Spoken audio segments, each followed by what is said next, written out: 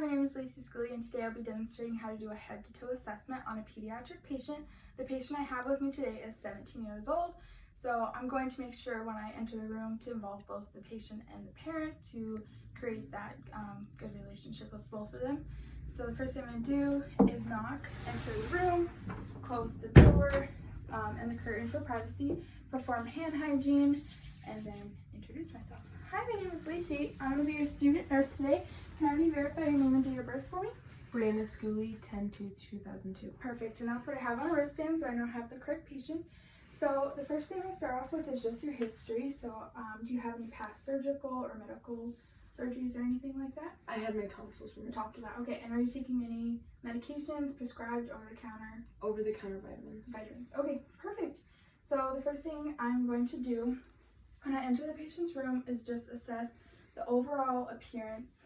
If she's guarding any area, which could indicate pain, if she's having any troubles breathing, which could be indicated by nasal flares, or if she's pursed lip breathing. And I don't see anything of that, so I'm just going to go ahead and start my head-to-toe assessment. So the first thing we're going to do, Brianna, is get your vitals. So I'm going to have you get up and walk over to the scale with me. And right over there, so I'm going to get her height and weight.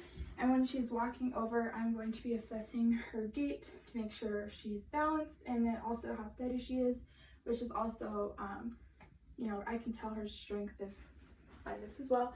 So got her height and weight, and then I'm going to have you come sit back down for me, please.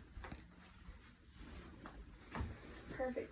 Okay, so we don't have the equipment for blood pressure, temperature, or O2 stats, so those are all within normal limits for her. I would get them.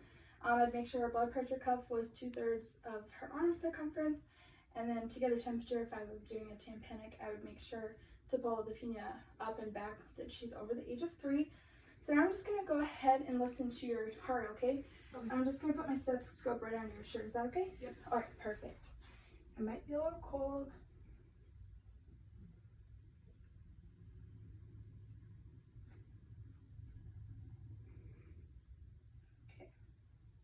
Perfect.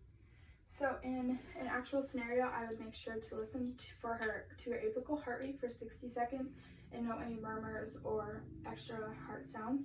I didn't hear any of that, and then also compare her apical heart rate to her radial pulse just to make sure that they're symmetrical, which they were, so that is good. And now I'm going to go ahead and listen to your lung sounds, okay? So I'm just going to lift up the back of your shirt, and then when I put my stethoscope on your back, just take a deep breath for me. Perfect, just like that.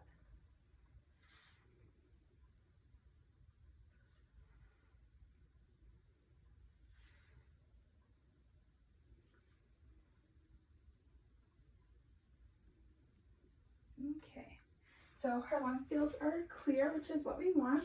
And then the next thing I'm going to do is listen to your bowel sound, okay? So I'm just going to have you lay down.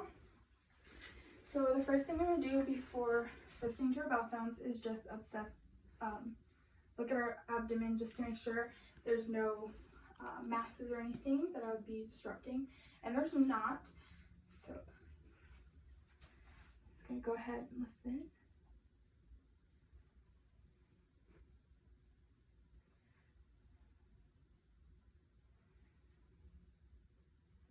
Okay, and then for the video, I did go over her jeans. Obviously, in a real situation, the patient would have a gown on, or I'd go under her jeans just to make sure I'm getting an accurate sound of all the bowels.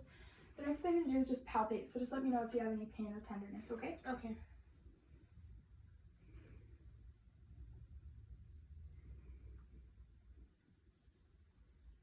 Did you feel any pain or tenderness? No? Okay, perfect. That is what we want. I'm going to have you sit up again. And then since you did have your tonsils out, I'm just going to look in the back of your throat, okay? Okay. Just say, ah. Perfect. And then I'm just going to shine the light in your eyes just to make sure everything's good, okay? Perfect. So her eyes are round, reactive to light, and her face is symmetrical. One side isn't drooping or anything like that. Are you having any pain or discomfort in your neck? No. No? Okay. I'm just going to feel, let me know. Okay. And her lymph nodes aren't swollen or anything, which could be a sign of infection. And so now I'm just going to assess the patient's skin. It's pink, it's warm, and there's no signs of bruising. So I'm just going to check your pulses. and her radial pulses are both equal bilaterally. I'm going to check your pedal pulses as well. And this is just checking to make sure that there's enough circulation to your extremities, okay? Okay. And her pedal pulses are also equal bilaterally and bounding, so that's good. And then, so her skin is good. And the next thing, have you started your period yet? Yes. You have? At what age do you remember? 11. 11? Okay. So she started her period, and then have you noticed any changes or anything in your vagina or anything? No? Okay. Do you have any other questions for me? No?